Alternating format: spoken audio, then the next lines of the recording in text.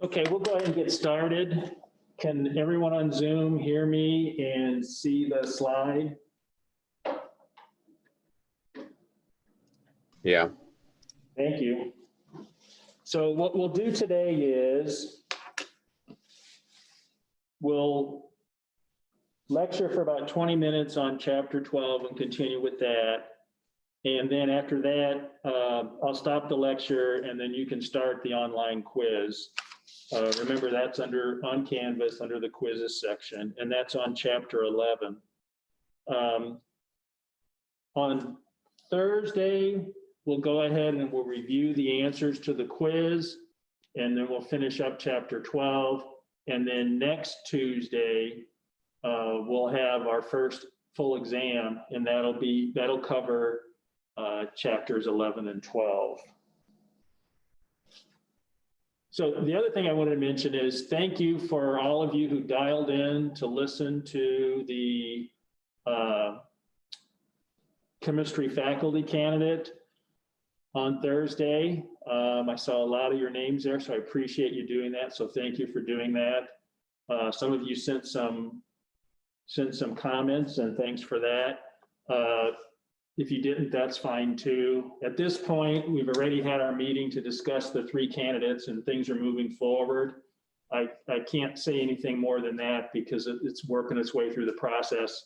But when the time's right, I'll let you know who is being hired or who accepts the position once I'm able to share that with you. So once again, thanks for tuning in and seeing someone give a presentation, a little different take on things, and hopefully you enjoyed it.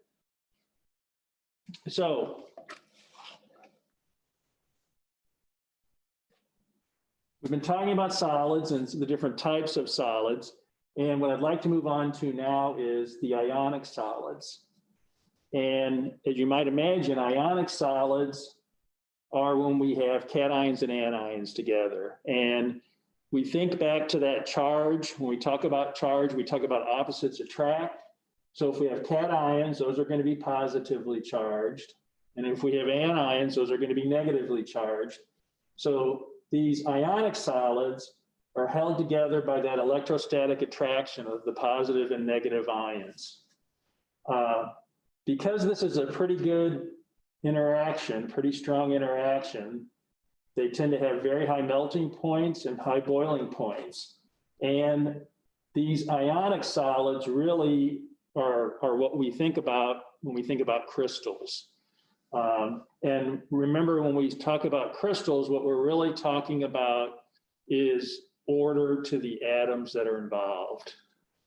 And that's what we'll talk about a little bit here. We'll talk about how these ionic solids have a lot of order to them and what some of those configurations are.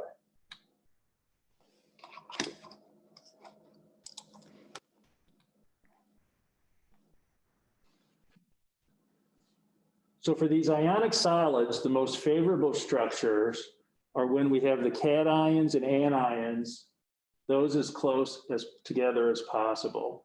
And that goes back once again to that electrostatic attraction, that positive, negative, opposites attract thing when it comes to charge. So the configuration likes to be so that the anion and cation are as close together as possible, but then the anion and cation distances are as far apart as possible. And that's that like charge repulsion thing that we've talked about in the past.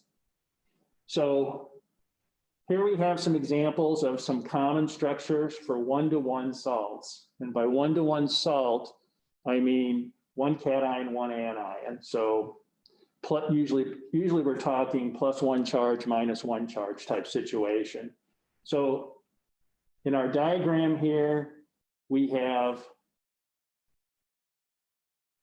cesium chloride as the first, and we see the cesium atom in the middle with 4 chlorines around it, and that gives us that primitive cube lattice. So in other words, those chlorine atoms are on the points of the 4 lattice corners on top and 4 lattice corners on the bottom. Sodium chloride, salt, we see that structure gives us a face-centered cubic lattice. And we see that where the chlorine is on the 4 upper corners, the 4 bottom corners, and then on each face of the cube. And then the last one is zinc sulfide. And there we see where it's a face-centered cubic. And so once again, we have the 4 corners on top, 4 corners on bottom, and then the faces of the cube.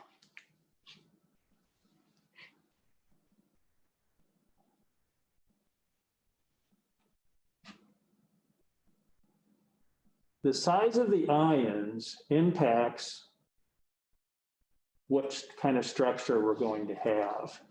And we can do a calculation where we ratio the size of the cation to the size of the anion. And we call that calculation, that term, the radius ratio. And this radius ratio helps determine what structure we're going to have for the ionic compounds. And so here we have some examples, those same 3 that we just had on the previous slide. Cesium chloride, sodium chloride, and zinc sulfide. And we see the cation radius. So in the first one, that's the cesium, the second one, the sodium, the third one, the zinc. And we see cesium is quite a bit bigger than zinc. So 1.8 angstroms down to 0.88 angstroms. Then the anion radius, in this case, chlorine for the first 2 and sulfur for the third one, that's about the same for the 3. But when we calculate that ratio of the cation radius divided by the anion radius, we get our radius ratio below, and we see that for cesium chloride, it's a value of a little over 1. For zinc sulfide, it's a little bit over 1/2. So it's about 2x difference between the cesium chloride and the zinc sulfide. Because of that, and some of the things we talked about of having those distances and stuff like that, see that we have different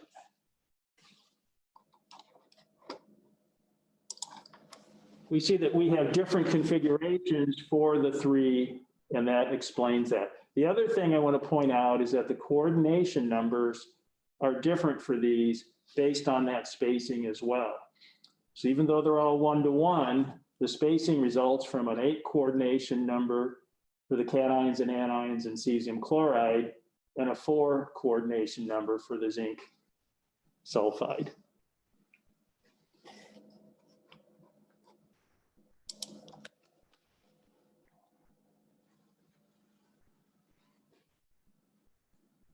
So sometimes we don't have that 1-to-1 ratio of cation to anion. And so in this example, we have sodium fluoride, which is a 1-to-1, but then we have magnesium fluoride, which is a 1 cation to 2 anions. And then the third example, we have scandium fluoride, which is 1 scandium to 3 fluorides. So what we see is that we don't always have that 1-to-1 ratio. And because of that, we can have some other shapes as well, some other geometries. And so for the sodium fluoride, we have a coordination number for the cation of 6 and a coordination number for the anion of 6. So that's that 1-to-1. And so if it's 1-to-1, then the coordination numbers are going to be the same. For the next one, the magnesium fluoride, we have the cation coordination number once again is 6, but the anion coordination number is 3 because of that 1-to-2 ratio. And the cation coordination geometry we see, if we look at that, it's octahedral, but the anion is trigonal planar. So when you get these different coordination numbers like this, then you're going to get a different coordination geometry for the anion and the cation. They're not going to be the same. When you have that 1-to-1 ratio, then the coordination geometries are going to be the same. And then finally, for the scandium fluoride, we have the cation coordination number is 6, but this is a 1 scandium to 3 fluorine. So then the anion coordination number is 2. And what we see there is that the cation coordination geometry is octahedral again, but the anion works out to be linear. So there is a relationship between coordination number and structure. And when you start getting this where you don't have the 1-to-1 ratio of the cations to the anions, then you start seeing different coordination geometries for the cation and the anion based on that different coordination number that results from this no longer being a 1-to-1 atom ratio.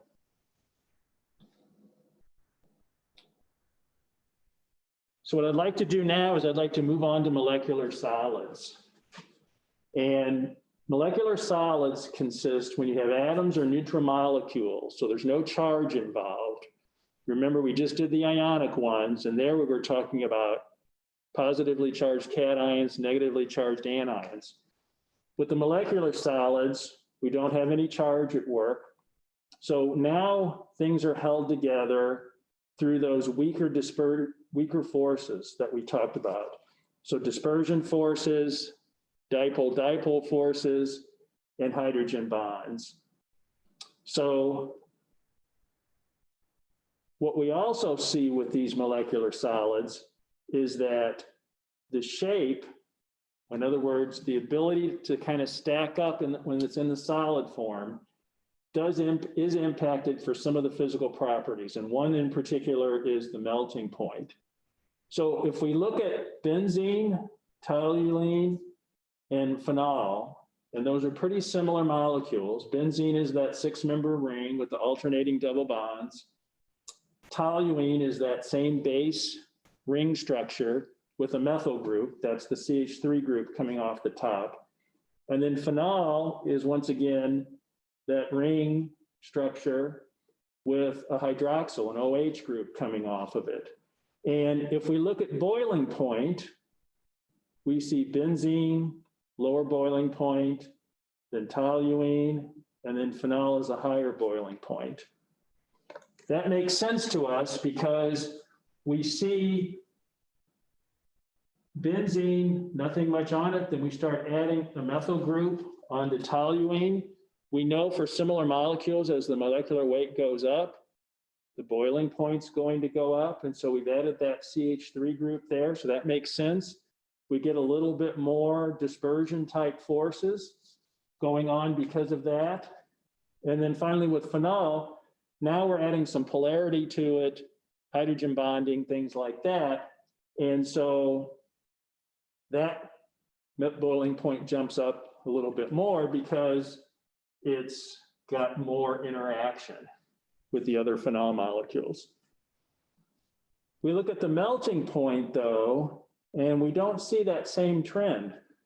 We would think that benzene would be the lowest melting point, and then toluene, and then phenol, kind of for those same reasons why I said the boiling point went that way. But we don't. We actually see that toluene is quite a bit lower in terms of melting point than benzene is and phenol is. Well, why is that? Well, that gets back into this ability to stack and the ability of how things fit together. Because now, if we're talking about melting point, we're talking about a solid material.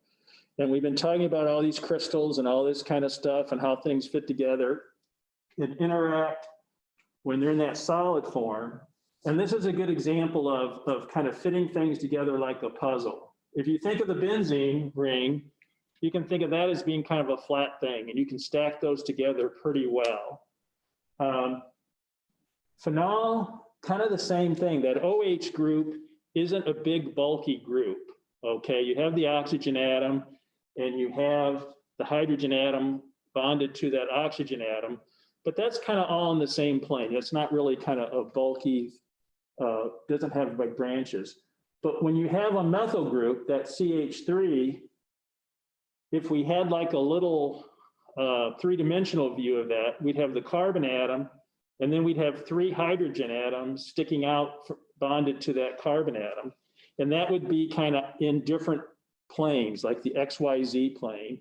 So now what you can see is that methyl group on there gives some bulk to it. And so you can't just set those on top of each other nicely. And that, because of that, that's what drops down the interactions that you have compared to benzene and phenol. Because phenol, you have the nice fitting together with hydrogen bonding. Benzene, you have nice fitting together from a stacking ability point of view.